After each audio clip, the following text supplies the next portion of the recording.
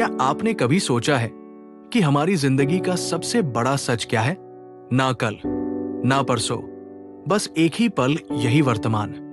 आज हम चलेंगे एक ऐसी यात्रा पर जो आपको दिखाएगी अभी की शक्ति, एक ऐसी किताब के साथ जो सिर्फ पढ़ी नहीं, महसूस की जाती है।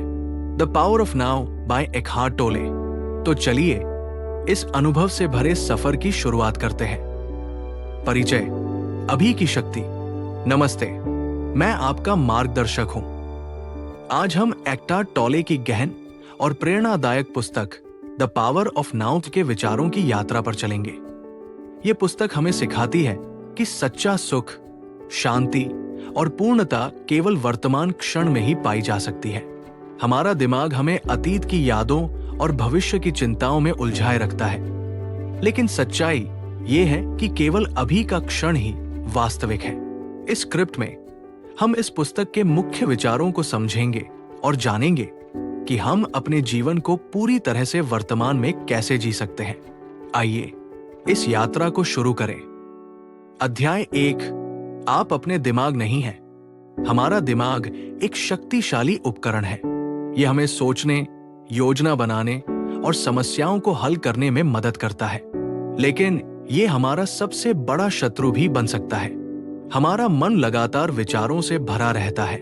ये विचार हमें अतीत की स्मृतियों में खींच ले जाते हैं या भविष्य की आशंकाओं में डुबो देते हैं। एकहार्ट टोले कहते हैं कि हम अपने विचारों को देख सकते हैं, लेकिन हमें उनके साथ एकरूप नहीं होना चाहिए।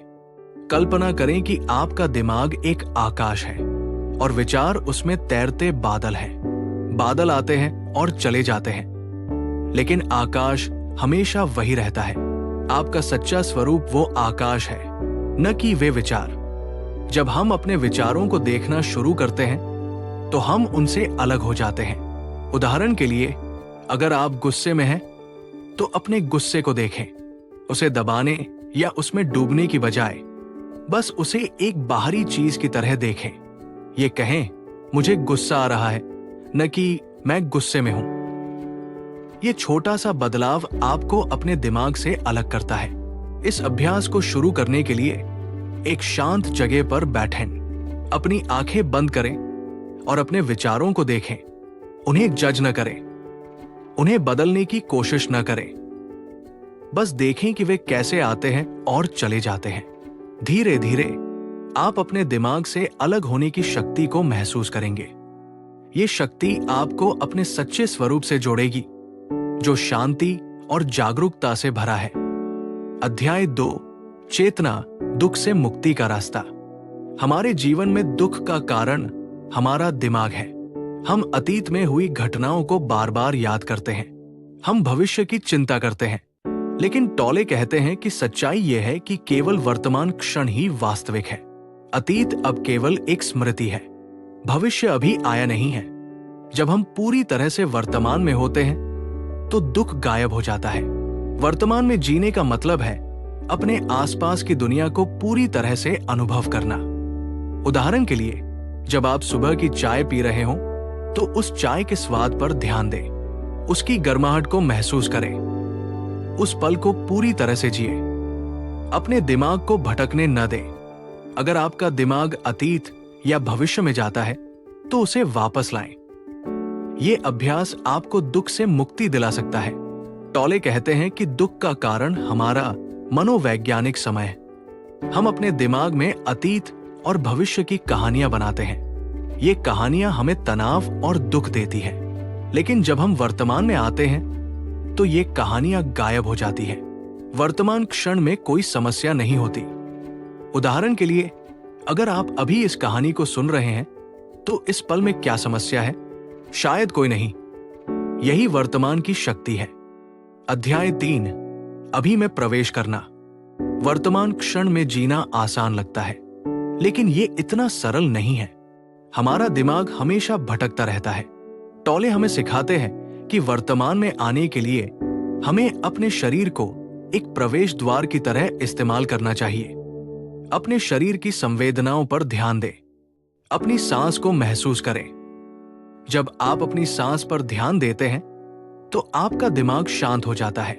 उदाहरण के लिए, अभी कुछ सेकंड के लिए अपनी सांस पर ध्यान दें। महसूस करें कि हवा आपके नाक से अंदर जा रही है और बाहर निकल रही है।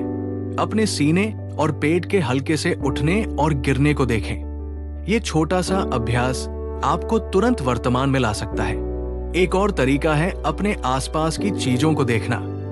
अगर आप एक कमरे में बैठे हैं तो अपने चारों ओर देखें।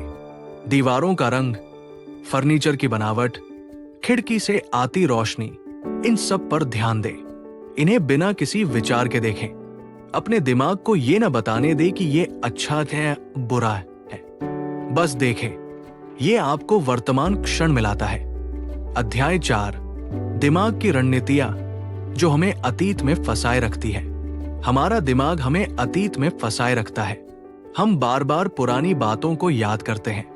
पुराने दुख, गलतियां या अपमान हमारे दिमाग में घूमते रहते हैं। टॉले इसे पेन बॉडी कहते हैं। ये हमारी नकारात्मक भावनाओं का एक संग्रह है जो समय समय पर सक्रिय हो जाता है। पेन बॉडी तब सक्रिय होता है जब कोई घटना हमारी पुरानी भावनाओं को ट्रिगर करती है। उदाहरण के लिए, अगर कोई आपसे कुछ कड़वा कहता है तो ये आपके पुराने दुख को जगा सकता है। आप अचानक गुस्से या उदासी में डूब जाते हैं। टॉले कहते हैं कि इस चक्र को तोड़ने का एकमात्र तरीका है अपनी भावनाओं को देखना। जब आप उदास या गुस्से में हो तो रुकें, अपनी भावना को देखें, उसे स्वीकार करें, लेकिन उसके साथ एकरूप न हो।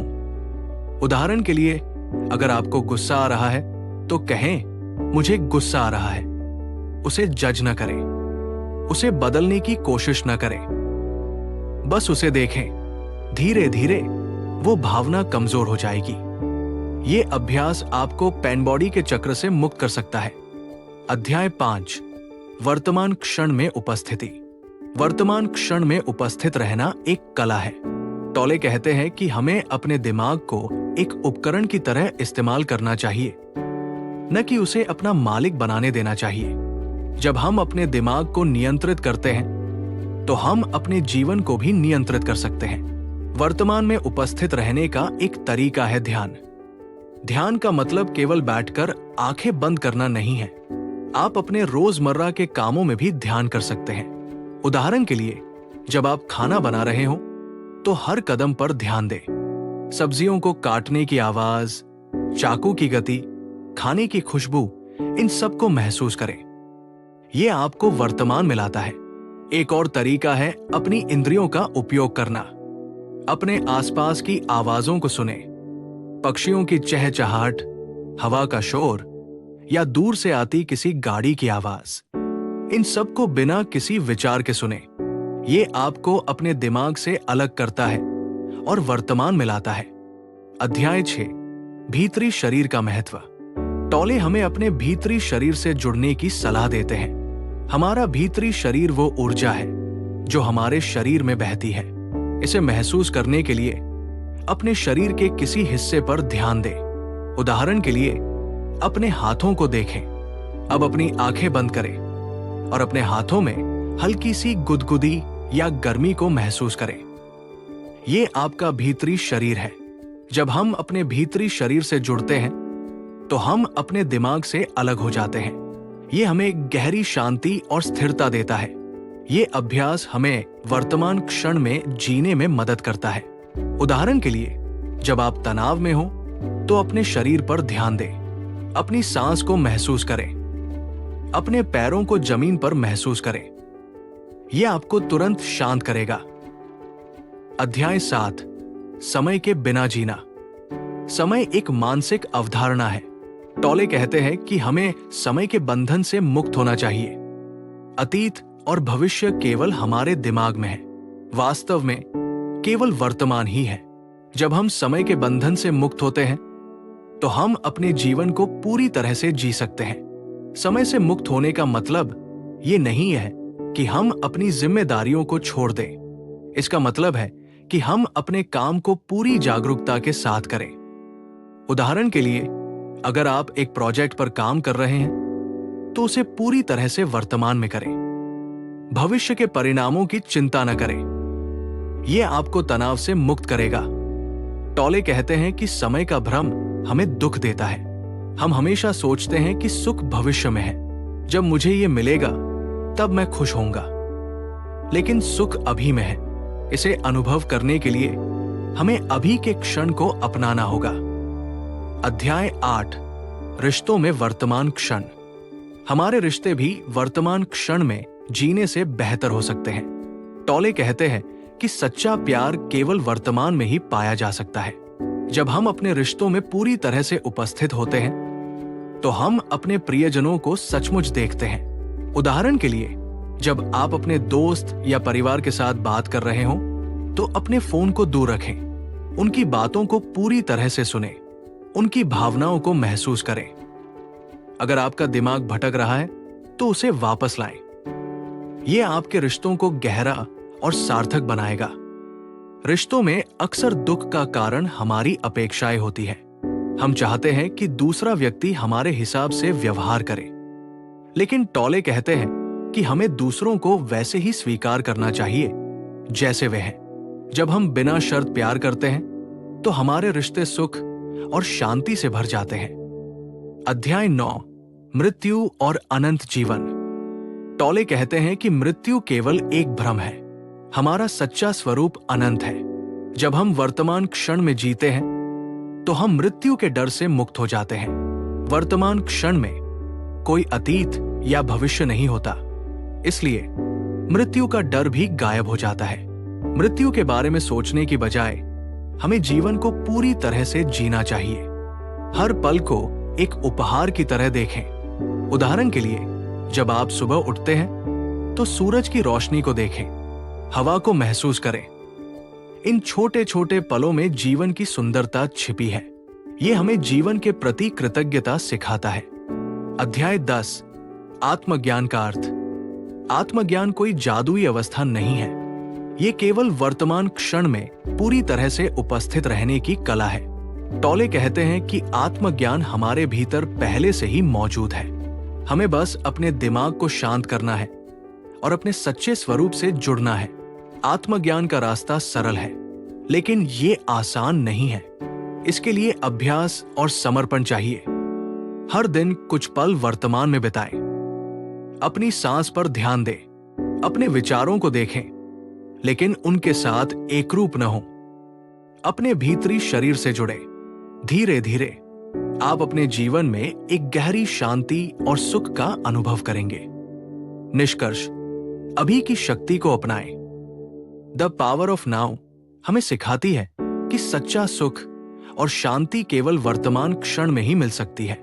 हमारे दुखों का कारण हमारा दिमाग है, जो हमें अतीत और भविष्य में खींचता रहता है। लेकिन जब हम वर्तमान में जीना सीख लेते हैं तो हम अपने सच्चे स्वरूप से जुड़ जाते हैं। ये यात्रा आसान नहीं है, लेकिन ये संभव है। हर दिन छोटे छोटे कदम उठाएं। अपनी सांस पर ध्यान दें, अपने आसपास की दुनिया को महसूस करें। अपने विचारों को देखें, लेकिन उनके साथ एकरूप न हो। धीरे धीरे आप अपने जीवन में एक गहरी शांति और सुख का अनुभव करेंगे। आइए अभी के इस क्षण को अपनाएं। अभी और यहीं सब कुछ संभव है। तो दोस्तों, द पावर ऑफ नाउ हमें सिखाती है कि सच्चा सुख, सच्ची शांति किसी दूर भविष्य में नहीं, इसी पल में छुपी होती है। अगर आपको यह सफर पसंद आया हो तो वीडियो को लाइक करें, कमेंट में बताएं कि आप अभी को कैसे महसूस करते हैं, और चैनल बुक विक्ट्री वाईटी को जरूर सब्सक्राइब करें, जहां हर किताब बनेगी आपकी जीवन की जीत का रास्ता। याद रखिए, अभी और यही सब कुछ संभव है।